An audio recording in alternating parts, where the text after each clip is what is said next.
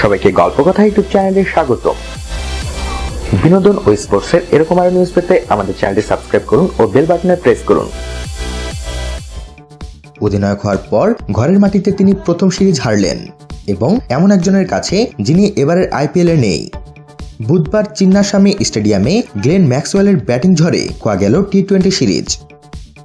ম্যাচের পরে ভারত অধিনায়কও মেনে নিলেন সমস্ত বিভাগেই তাদের চেয়ে এগিয়ে ছিল অস্ট্রেলিয়া। তিনি বলেছেন, শেষ 2 ম্যাচে প্রত্যেক বিভাগে ওদের কাছে আমরা হেরেছি।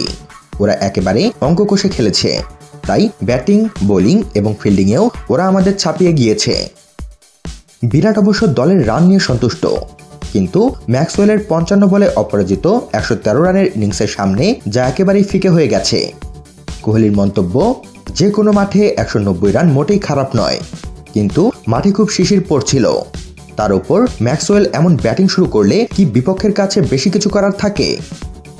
বিশ্বকাপের আগে এটা শেষ টি-20 সিরিজ ভারতের, যেখানে বেশ কয়েকজনকে দেখে নিয়েছে ভারতীয় দল।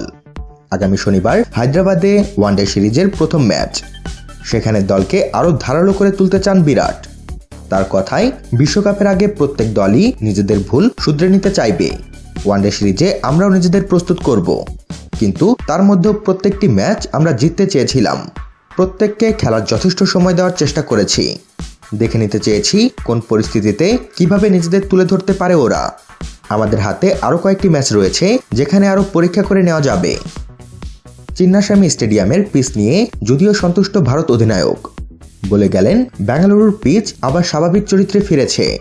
টেকনিকের উপর আস্থা রেখে এখানে শট নেওয়া যায়, কিন্তু এসব নিয়ে আর ভেবে কি হবে, আমরা তো হেরে গিয়েছি।